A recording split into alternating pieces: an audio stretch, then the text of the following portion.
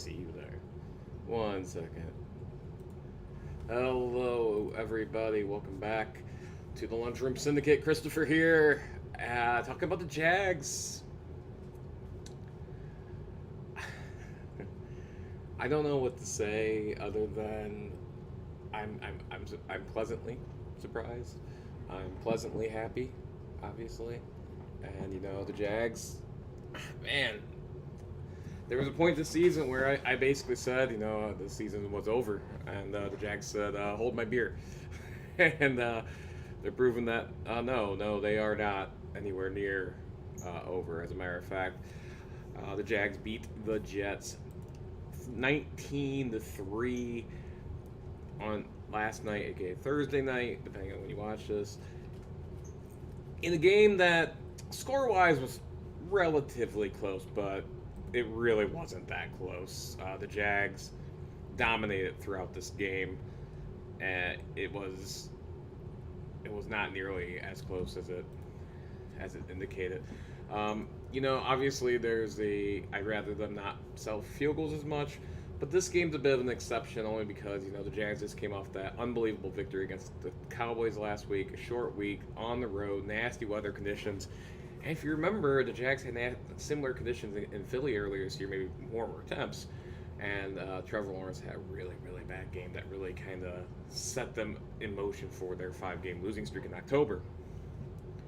Where, I kind of thought the When season you was order over. in the McDonald's app, you and Here we 3 are. friends It's a could 5-game win losing free streak. Jags McDonald's were for at that life. point With a 2-6. McGold card in hand, Jags you'll have feel since gone McDonald's rich. 5-2. Order in the app, and you and your friends could win each week. Winning 3 total road games, which is impressive in its own right, for them, obviously, with their history. And the 3 teams they've beaten in a row have all been playoff contenders. Now, you can say what you want about the Jets. Are they really a playoff contender? Defensively, I would say very much so. Their defense is legitimately good. But it's tough to say that offensively. Especially with Zach Wilson starting. And even if you have Mike White in there, he does help him move the ball a little bit more, but I don't think he's as good as people think. So they need to be careful with that. But Zach Wilson, he's not good. He's not good at all. And remember the Jets, who picked number 2 that year, won At the Home Depot, we have the tools to make holiday gift-giving magic. For all those project-doing, technology-loving, tool-organizing, woodshop working people in your life. Only at the Home Depot. How doers get more done. But let's talk about the game real quick before we talk about the future. The Jags winning 19-3.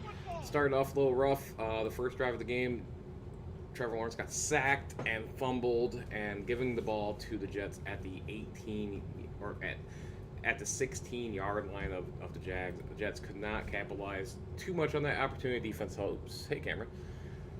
Defense held well as the Jags only gave up 3 points, and that would be it for the Jets for the night, because the Jags would take over from there, having a 10-play drive in their very next possession. End up only kicking the field goal.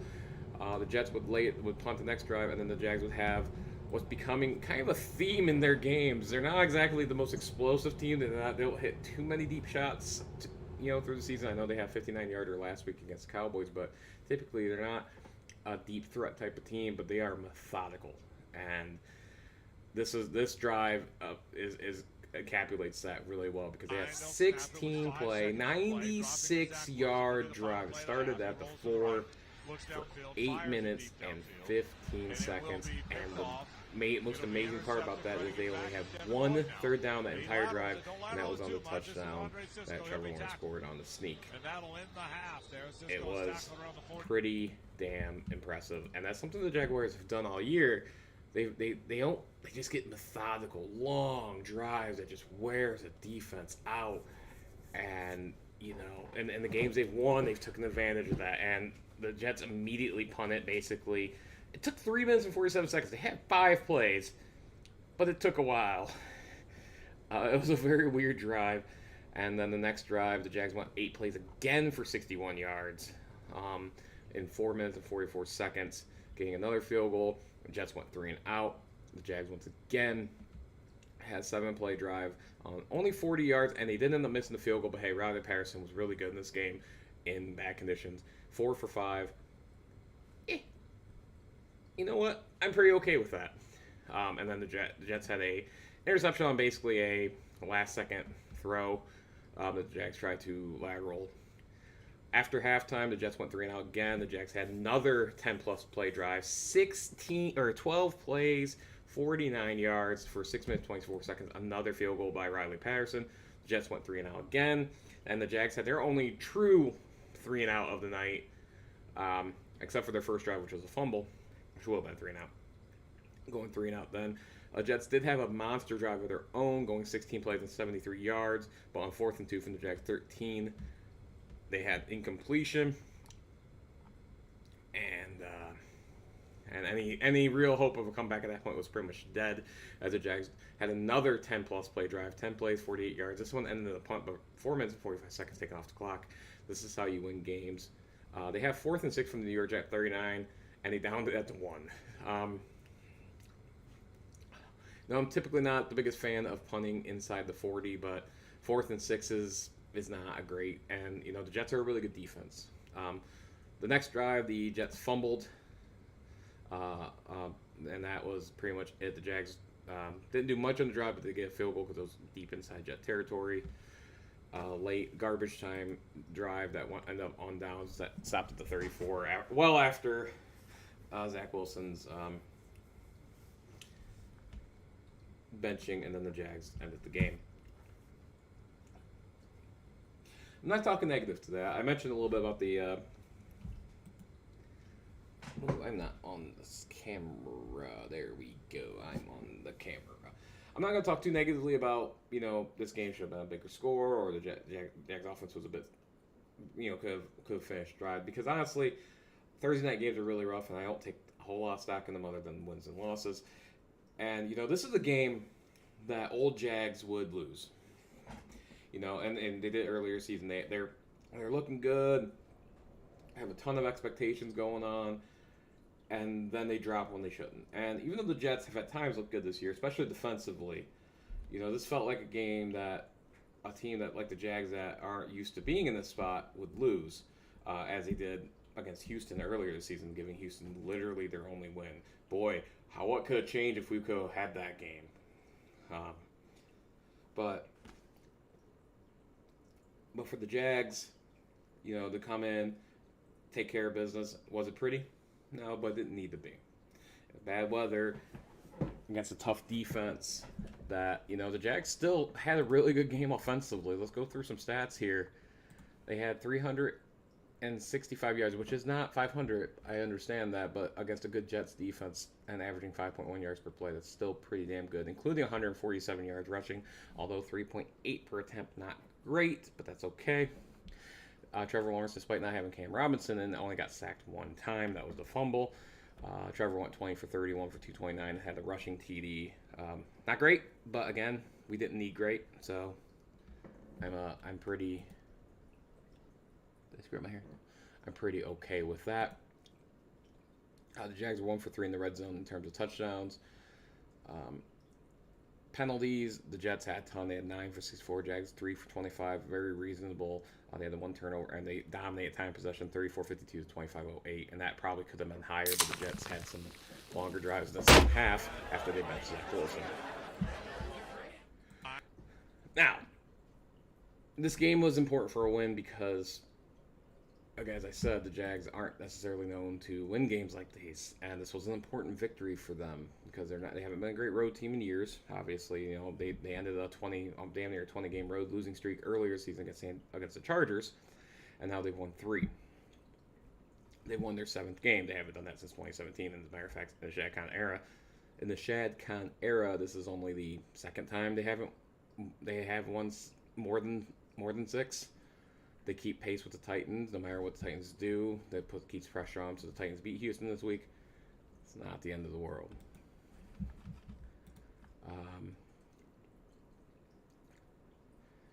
As we found out, Ryan Tannehill's likely done for the year, so... When you order in the McDonald's app, you and 3 friends could win free McDonald's for life. Preseason, I said, with a gold card in hand, you'll feel McDonald's rich. It would require order in the app, and you and your friends could win each week. It would require Colts collapse, which we've gotten, and require a Titans collapse, which we appear to be getting. And now the Jags have a prime opportunity to get not just a playoff appearance, but a home game. And, you know, they might have the worst record going into the playoffs, but unlike the NFC's fourth place team, I wouldn't want to play the Jags right now. You know, that's going to be not the easiest game. Typically, the 4-5 matchup in the NFL, 4 divisions, the 5 teams usually a vastly better team typically, but they're going on the road. I don't think you can say that going into this. Now, obviously, to play a team like Miami with their weapons and the way Jags defense are, I would probably take Miami. When you order in the McDonald's app, you and 3 friends could win free McDonald's for life. With a big gold card in hand, you'll feel McDonald's rich. And then, you know, order in the app and you and your... If the Jags made the playoffs, you know, who else would we have? We would have the potential of having Baltimore. They don't have the offense to take advantage necessarily, and we beat them already. The Jets are free-falling. The Patriots don't have an offense, but they do have a good defense, so that would be a concern. And then you got Vegas, Cleveland, Pittsburgh still in it. Very unlikely they make the playoffs at this point. But let's talk about, you know, a couple weeks ago, even last week, I said I just didn't feel like the Jags were going to be able to make, you know, it seemed like too little, too late. But now, with the Titans free fall and the Jags coming of age, playoffs are a real possibility, you know. And, you know, whether they make it or not, this year feels almost passing of the torch. The Titans have dominated this division now for a number of years. And, you know, they're going to have some tough decisions going forward. And the Jags, they might be the best team in this division going forward after this year. And, you know, they keep that momentum. That's the key. They got to keep the momentum. And right now, there doesn't seem a reason why they can't. So even if they make the playoffs and go one and done, that's not what it's about. This is about the future. And, you know, even 2017, you had questions offensively still, like, is Blake Bortles really the guy? 2018 started well, and then, you know, the bottom collapsed. This year, in today's NFL, our offense is good. Like, legitimately good. And you need that. The defense can be fixed. You don't need a great defense to win anymore. It'd be nice to have. But I also think the defense is what's going to hold them back if they do make the playoffs, because good teams are going to take advantage of their poor third down and red zone defense. Two pretty critical situations that the Jags have not been good with. They were good today, admittedly, which is nice and good, but, you know, I'm not taking a whole hell of a lot of stock in the Jets. You know, Jets went 2 for 13, which is great for the Jags. You know, they did well on third down for the first time in probably 2 months, 3 months, but, you know, it's still the Jets, and they have a bad offense, and they have their own issues. But no, if the Jags take care of business next week against Houston, then that guarantees the Week 18 game against the Titans is a de facto AFC South play-in game for the division championship. No matter, you know, no matter what happens the next 2 weeks. Actually, I don't think it's really relevant at this point what the Titans do. Titans could lose the next 2, and I'm pretty sure that game would still be a play-in game because of the divisional records and tiebreakers and stuff. Again, that loss to the Houston really, really, really sucks for Jacksonville in terms of that, and you know that's no good. That's no good. Otherwise, they could be, you know, they could potentially have the division clinch if they were to win next week and Tennessee somehow loses the next 2. But unfortunately, that is not likely to happen. No, there's a lot going on there, but no. So the Jags, man, surprise to me as a Jags fan, especially at points in October where the Jags just looked incoherent and lost 5 straight, and the Lions, who are apparently super good now. I mean, what is the Lions at this point? I don't know, but the Lions looking like I mean, if they make the playoffs, the NFC is weak. Don't sleep on them, is all I'm saying. I'm not saying they will, but don't sleep on the Lions as good as they're playing right now, because they are phenomenal. And getting hot at the right time sometimes matters more than having a good record. But for the Jags to be in Christmas time, basically, and talking potential playoff appearance and division and playoff games, I thought we'd be still another year or two away from that, if I'm being honest. And, you know, I've been made a fool this year a lot by the Jags, admittedly, with some of the things I said, especially about Trevor Lawrence. But I'm perfectly happy being wrong and admitting I'm wrong and actually enjoying the moment. And, you know, you can give me shit all you want, and that's fine. I'll take it because I would rather be wrong than to be right. What are you doing, cat? Onyx. You're in a precarious spot, aren't you? Onyx! Get up. No. Good boy. Oh, my cat. And my cat in cupboards, man. I'll tell you what. What was I saying? I'll be right back. What are you doing, dude? Huh? What are you doing? I know, right? But he's gonna get shot. Oh, that big boy. Love you. Man, hey, Judge. Alright, sorry about that. Watching this post live, you're gonna be wondering what happened. My cat was just up on the cupboards and trying to get into a cupboard. He can open doors, and he's something else.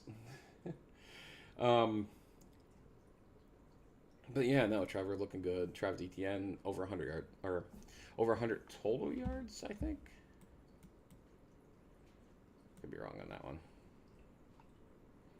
Yes, over 100 total yards in this game. Not great. Yards per carry, only 3.8, but relatively okay with that. No TDs for him, but again, showing his abilities. Evan Ingram. Look, man, I didn't think anything of that signing either. And the Giants, he always flashed potential, but he had drop issues and whatever else. Maybe it was a lot Giant related, right? I got cat. Mr. Jet is on my lap. But he has been a hell of a signing. In my opinion, he's a priority re-sign next year. I think we should go. I think he set a record for yards by a tight end for the Jags, by a Jags tight end. I think he's a must sign. Obviously, you can't break the bank, make him the highest paid tight end or anything like that. That would be not smart. But he has been incredible. It's been a long time since the Jags had a good receiving tight end, maybe ever. If I'm being honest. And you know, and I kind of forgot about, you know, next year the Jags have Calvin Ridley coming in, and you know, I know he hasn't played in a year and he had his issues, but you had him a true number one, which a lot of people said that's what the Jags did. They need a new true number one. Calvin Ridley has shown that on some bad Falcons teams. You had that to Christian Kirk, Zay Jones, Evan Ingram. That's a pretty good receiving core. And the Christian Kirk signing, newsflash, doesn't look bad at all. He did not have a good game. He only had 22 yards on 3 catches. But that's good that the Jags can still win a game like that without that. But putting him at the number 2 or even number 3 spot, if you keep him in the slot where he's best with Ridley next year, man, that Jags offense suddenly looks really scary. And for all those people that talked about James Robinson, he was inactive again tonight. He didn't play, which is a shame. He's not getting used by surprisingly not getting used by the Jets. I'm not sure what's going on there, but I'm surprised they didn't have him activated in this game. Maybe, yeah, I understand he might not have been he hasn't really been productive in New York Jet land, but man,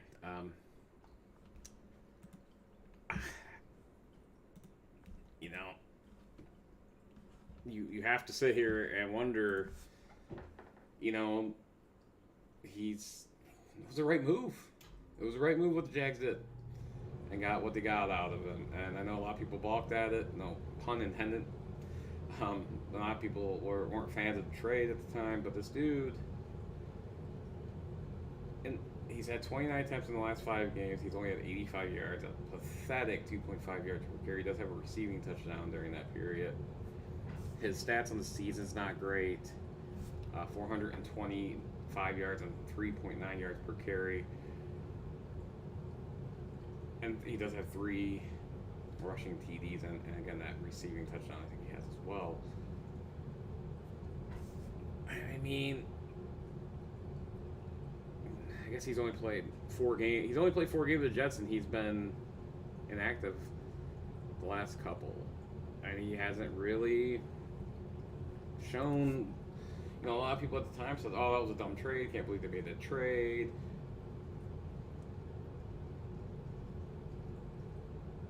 It's hard to say that it was the wrong move at this point. No. And who knows? You know, maybe we resign him in the offseason. I think he's a free agent. I can't remember if he's a free agent or restricted free agent. I think he might be a restricted. Let me go take a look real quick here on the interwebs. Hi, Jet. Oh, hi, buddy.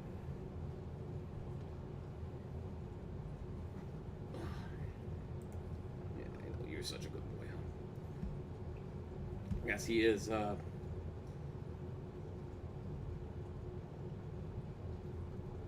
Believe he's an unrestricted free agent after this season.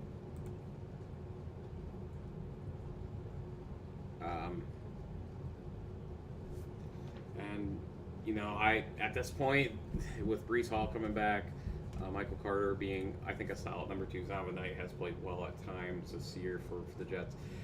I doubt he returns to the Jets after this season. Now, what happened? I doubt he returns to the Jags at this point either.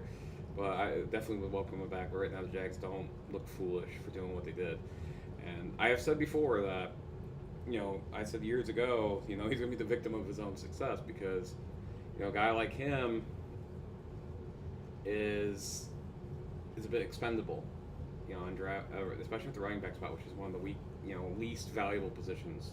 Which is why, you know, the ETN thing, it was annoying when they picked him. And he's looked good. Was he worth the first round pick?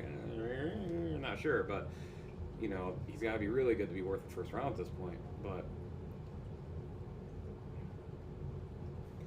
basically, my point is that the Jags, maybe they know what they're doing, and I can't believe I'm saying that.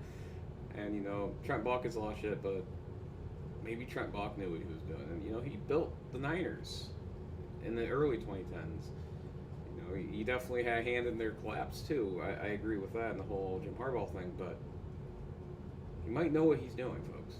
It might be time to give Trent Baalke the credit he deserves. Remember, we want the Jags fans, myself included, wanted him gone. Gotta give credit where credit's due, right?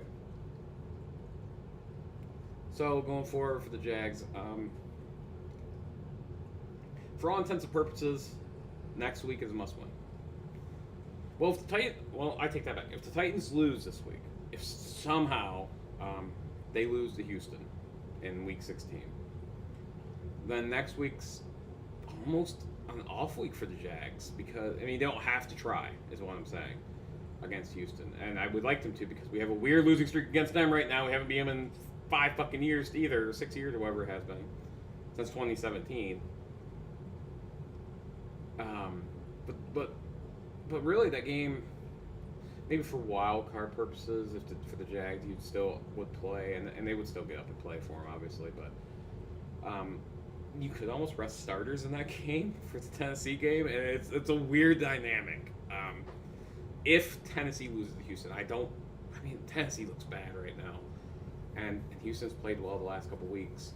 So I'm not saying it isn't a possibility the Titans lose to Houston. I think it's a real possibility. I don't think they will. I think Derrick Henry will not allow that to happen. But if the Titans were to lose, then next week effectively becomes a bit of a playing game. There could be some tiebreaker implications there that I'm not looking too far into as well.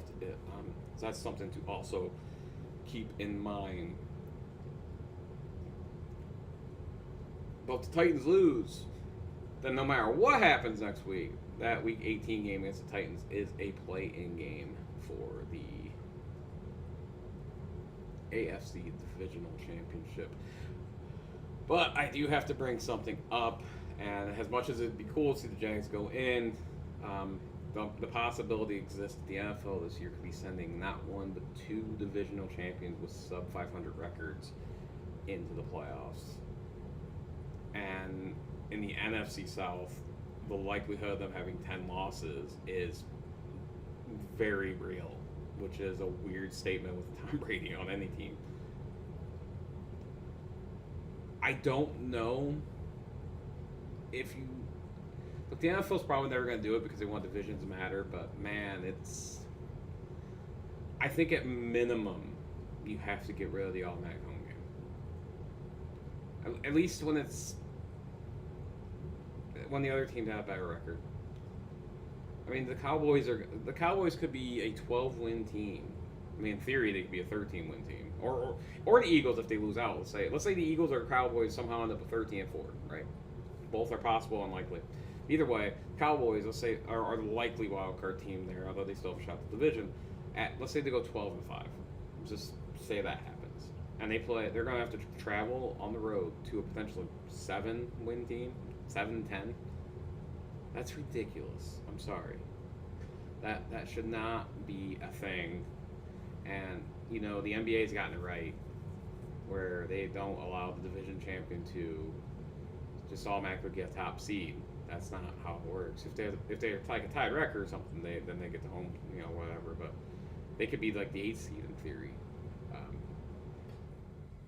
The NHL only has 2 divisions per conference, so it's not a big of a deal because both those teams usually are really, really good. So that's what it is. But I think that is something the NFL should look into, you know, especially if they are considering an 8th team down the line, and you know they are. It's naturally going to happen because there's no way they're going to keep one team with a bye, but maybe they will. But that is something that even if the Jags get in at 8-9 record, I think they need to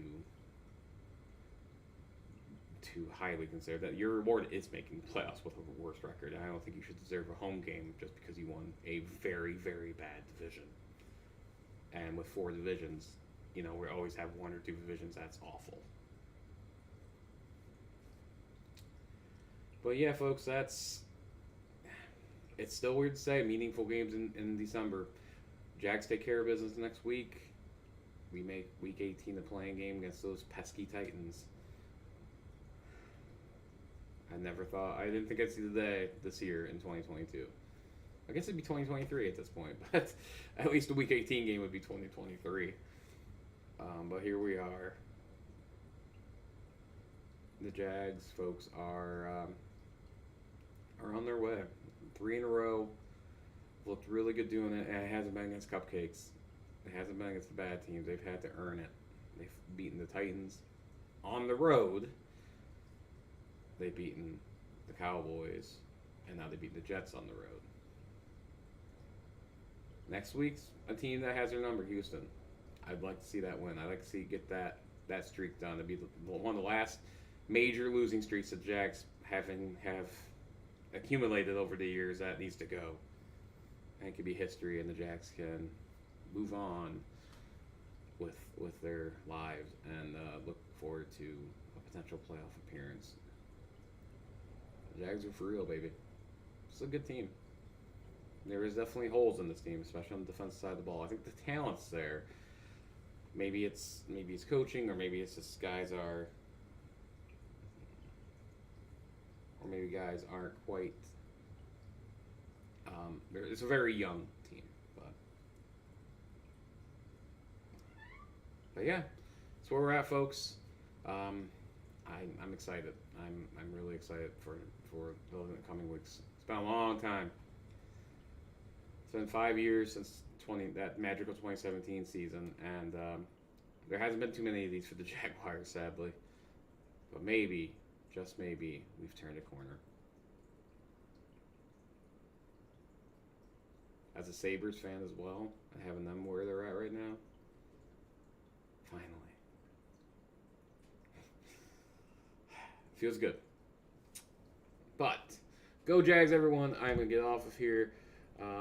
Reminder, January 1st, 2023, Jay and I will be doing a best of non-sports related video.